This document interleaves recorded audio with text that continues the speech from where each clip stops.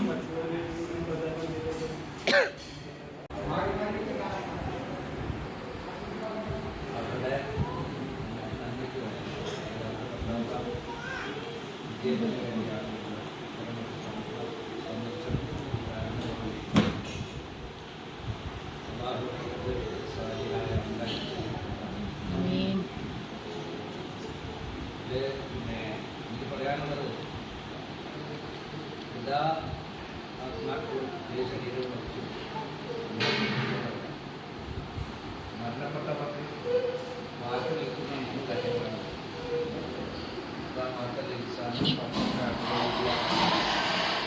ഒരാൾ മരണപ്പെട്ട് കഴിഞ്ഞാൽ മൂന്ന് കാര്യങ്ങൾ ഒന്ന് സ്വതക്കത്തും ജാരിയാണ്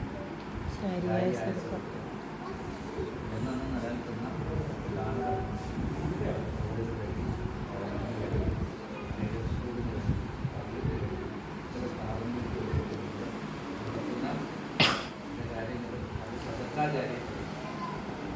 പിന്നെ ഗവൺമെൻറ് യുദ്ധപ്രവൃത്തി ഈ പ്രയോജനപ്പെടുന്ന ആളുകൾ ആദ്യം നമ്മൾ പോയാലും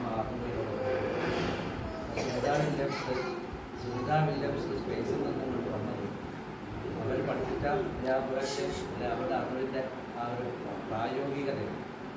അപ്പോൾ യഥാർത്ഥത്തിൽ അങ്ങനെ അറിവ് പിന്നെ സ്വന്തം മാതാപിതാക്കൾക്ക് വേണ്ടി പ്രാർത്ഥിക്കുന്ന പലരും സാഹചര്യം അത് ഏറ്റവും വലിയ സംഭവം. മാതാപിതാക്കൾക്ക് വേണ്ടി പ്രാർത്ഥിക്കുന്ന ജീവിച്ചിരിക്കുമ്പോൾ പ്രാർത്ഥിക്കാൻ പ്രവാചകപ്പെട്ടു.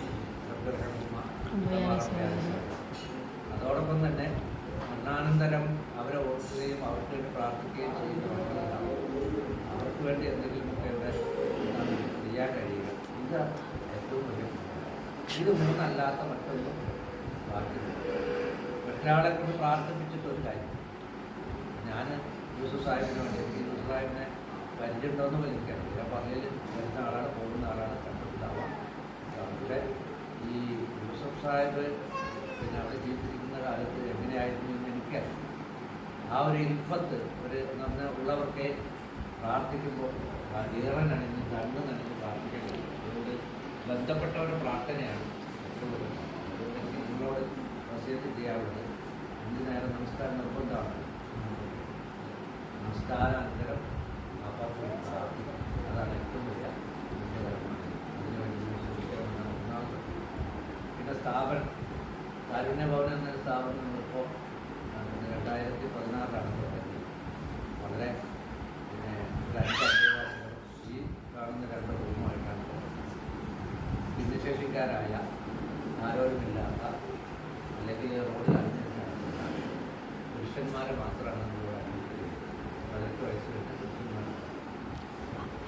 ഇത് യഥാർത്ഥത്തിൽ അത്തരം ഒരു സേവനത്തിൽ നമ്മളെ പ്രേരിപ്പിച്ച ഘടകം എന്ന് പറയുന്നത് പ്രവാചകൻ സല്ലല്ലാഹു അലൈഹി വസല്ലം പറഞ്ഞ റഹ്മു മഹഫിൽ അറിയിപ്പ് ഇറങ്ങുന്നു നമ്മുടെ മുമ്പിലുള്ളത് കഴിയുള്ള ഇപ്പോൾ ആകാശത്തുള്ളത് ഈ പിന്നെ ഇത്തരക്കാരെ എന്നോട് ചേർത്ത് പിടിക്കുക, അവർക്ക് വേണ്ടി എന്തെങ്കിലും ചെയ്യണം.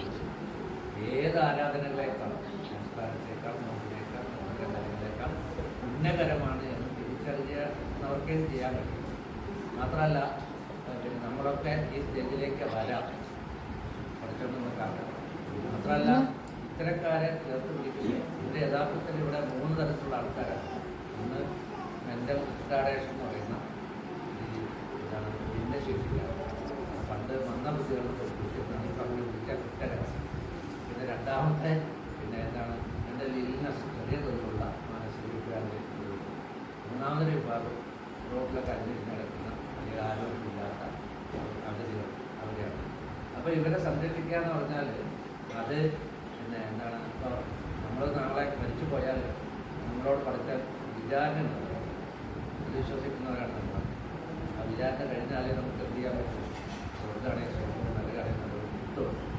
ആ വിചാരണയ്ക്ക് നമ്മളെ വിളിക്കണമെങ്കിൽ, ആ ഇൻ്റർവ്യൂ കാർഡ് കിട്ടണമെങ്കിൽ, അല്ലെങ്കിൽ അതിനെ വിളിക്കണമെങ്കിൽ നമുക്കൊരു കാർഡ് നമ്മുടെ കയ്യിൽ വേണം, ഒരു ID കാർഡ്. അതെന്താ അറിയാം, അല്ല എന്താ മുസ്ലിം നിസ്കരിക്കുന്നവരാണ്. നിസ്കരിക്കുന്നവനാണെങ്കിൽ അവിടെ വിചാരണ, അല്ലെങ്കിൽ ഇല്ല, വിചാരണ ഇല്ല എന്ന് പറഞ്ഞാൽ അത്രത്തോളം നിർബന്ധമാണ് നമസ്കാരം. ആ നിർബന്ധ നമസ്കാരം നിർബന്ധമല്ലാത്തൊരു വിഭാഗമുണ്ട്, നമുക്ക് ആ ID കാർഡ് വേണ്ട. അപ്പോൾ അവരുടെ ഈ എന്താണ് കൂടെ അവരുടെ സേവനം ചെയ്തിട്ട് അവിടെ എന്തെങ്കിലും ഒക്കെ തരാണ്, അവരുടെ കുടുംബത്തിൽ പോകാൻ തരികയാണ്. അതാണ് നമ്മുടെ ലക്ഷ്യം.